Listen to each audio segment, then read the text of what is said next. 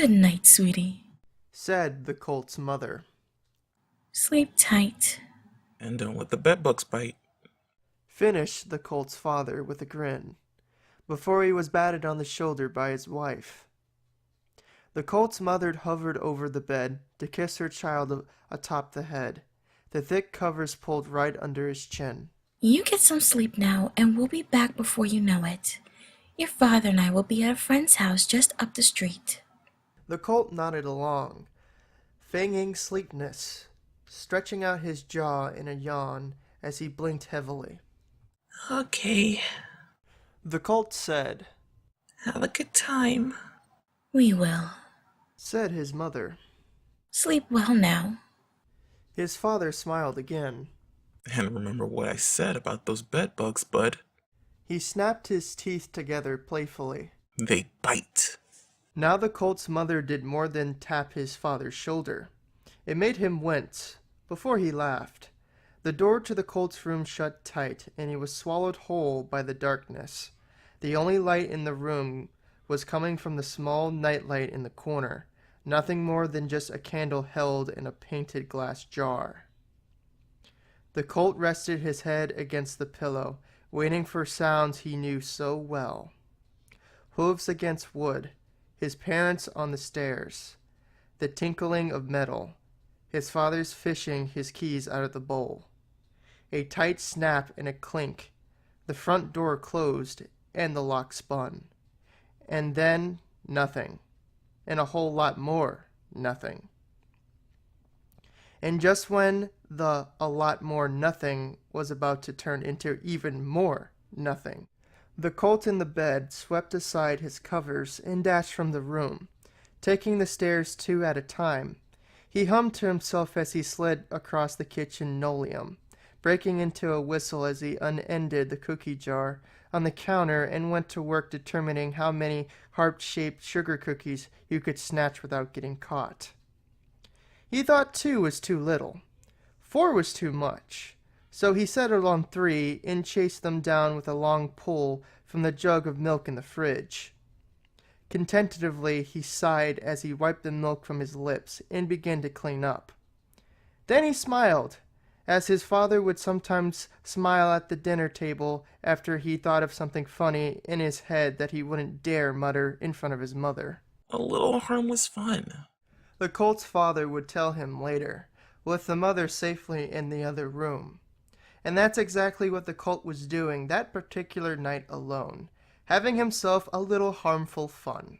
3 cookies, a glass of milk, a few bounces on the bed.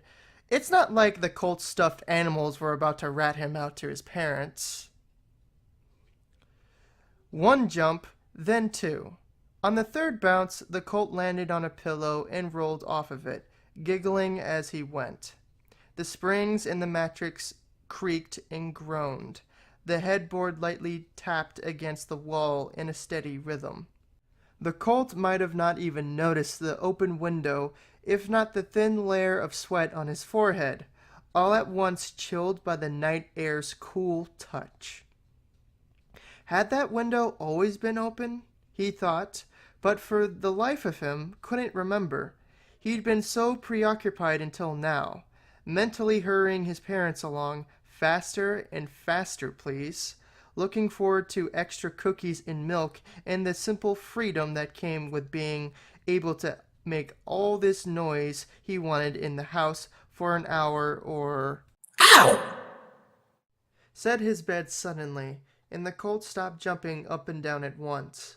His bed did not speak again, but that didn't mean he was about to start bouncing on it like he had just been doing.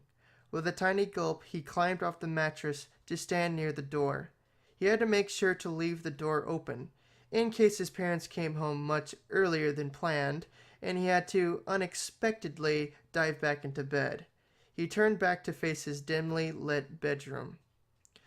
Through the open window, you could hear conversation and noise from the street below.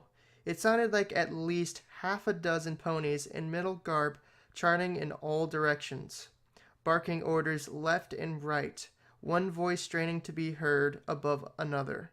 And with every shout went the colt's fear and trepidation. Someone outside had made that noise. Because beds couldn't talk, right? They didn't go, ow, when you bounce on them too hard, right? That would be absolutely absurd.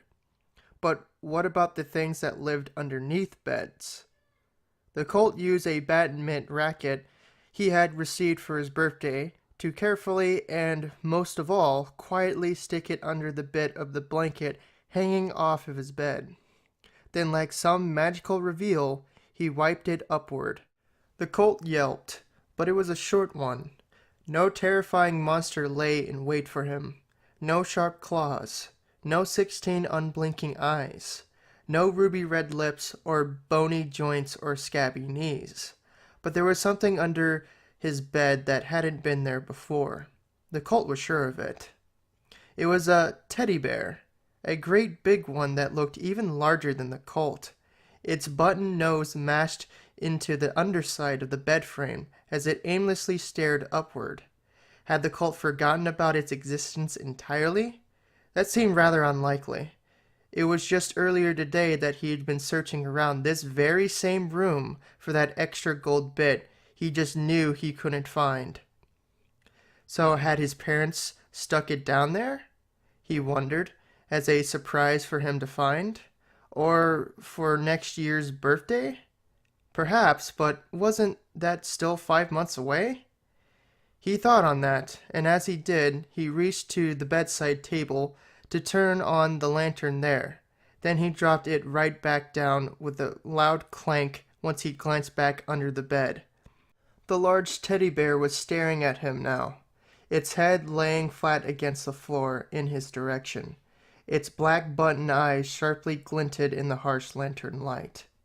The Colt gulped again, then flat out shrieked once the teddy bear burst into a cloud of ashy darkness, before disappearing whole. The void left under his bed was almost like a miniature black hole, a pool of jet black nothingness that even the light from his lantern could pierce, until its eyes opened. Don't be afraid, young one. The thing under the bed said, in a soft, measured tone. Sadly, the Colt was indeed afraid, yet there was something about the monster's eyes that quelled him. The eyes were huge, a brilliant turquoise and a bright green, shimmering as if it made from glass.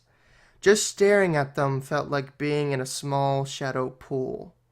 Cool, safe, and innocent, entirely protected from harm. Its echoed voice only added to the sensation of being trapped in a dream that one could not escape from. Don't tell me you don't recognize me. It asked the Colt with a clear hint of amusement. Your parents were just talking about me after all. Not taking his sight off the immense eyes floating in darkness, the Colt stuck out 2 hooves in search of the lantern again. Once he had it, he slammed it down to the floor to cradle in his lap. He didn't know why, but it just felt good to have something between him and what laid underneath his bed. Are you? The Colt managed to stutter out, his throat all at once as dry as the sugar cookies in the kitchen downstairs. He steeled himself before asking, Are you a bedbug? The bedbug only smiled at him, raising the corners of its mouth without showing any teeth. With the added light, the Colt was able to see much more of the creature, bug living underneath his bed than before. The bedbug had hair the same color as its eyes, with skin the same shade of black as the shadows that surrounded it. The Colt couldn't tell how many limbs it must have had, but saw at least 2 connected below its chest, but had many holes in them, as did sharp and a jagged horn on top its head, gently scratching the bottom of the bed mattress as it moved its head. I am not merely a bedbug, my young friend. Said the thing under the bed. I am the bedbug.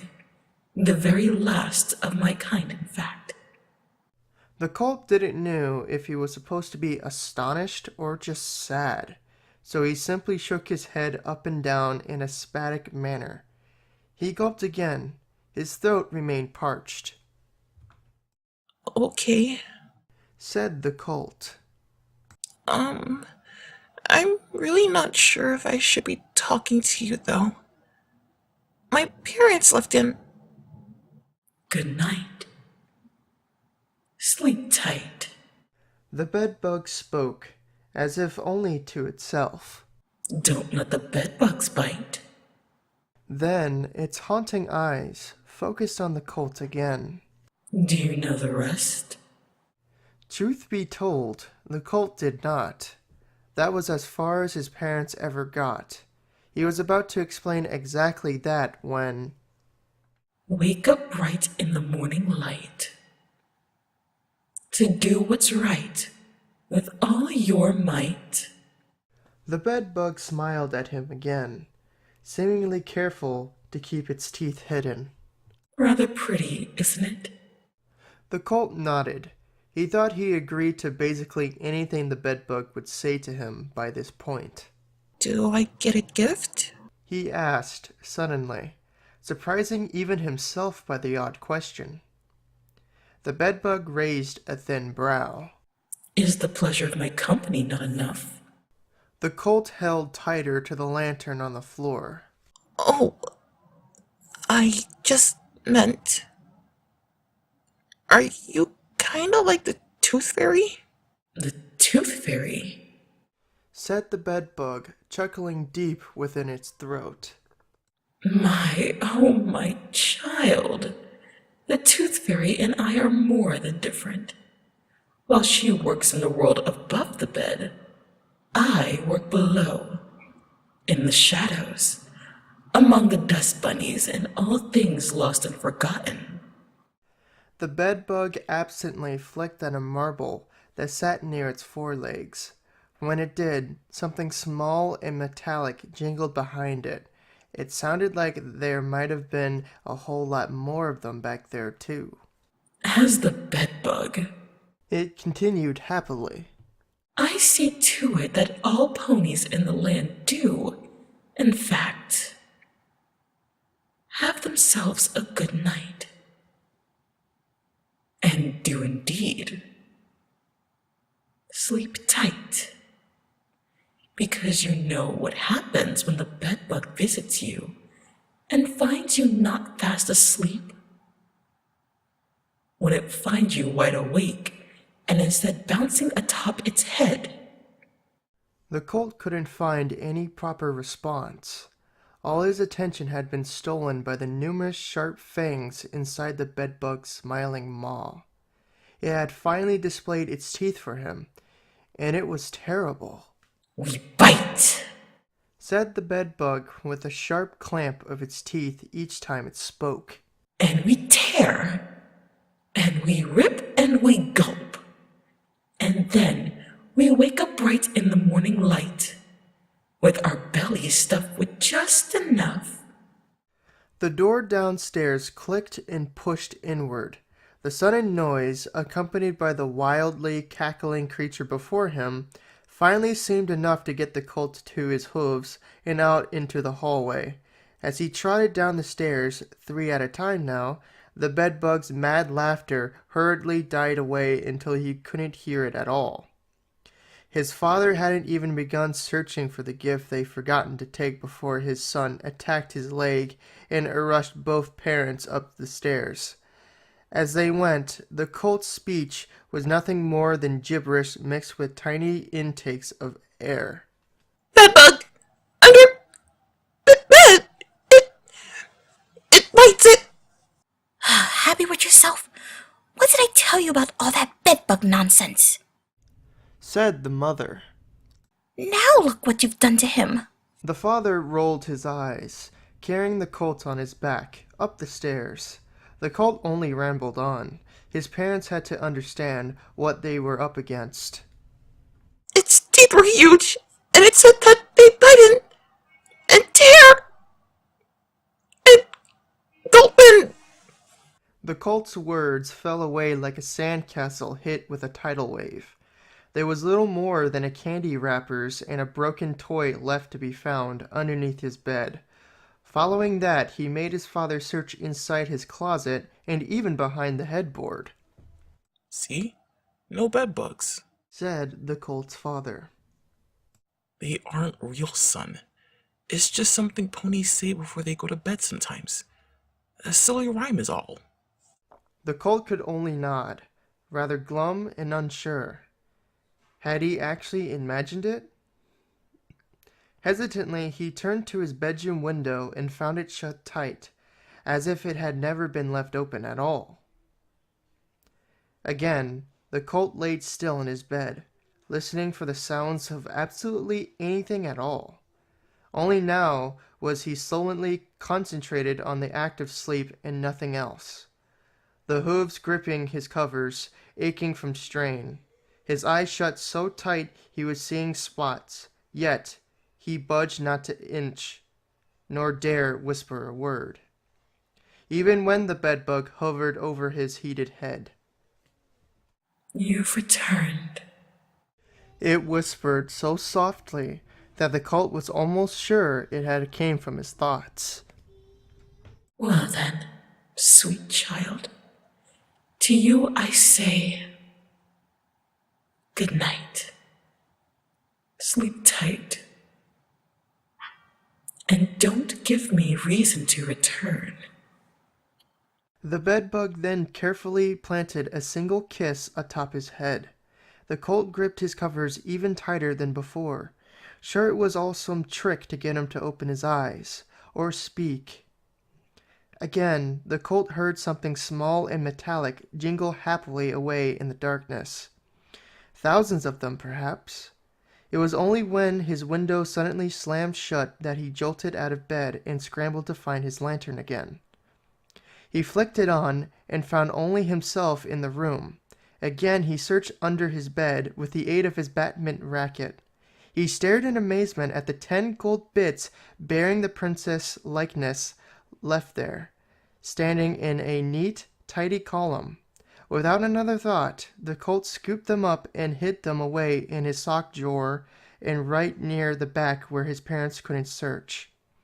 Even the tooth fairy never gave him that much for teeth.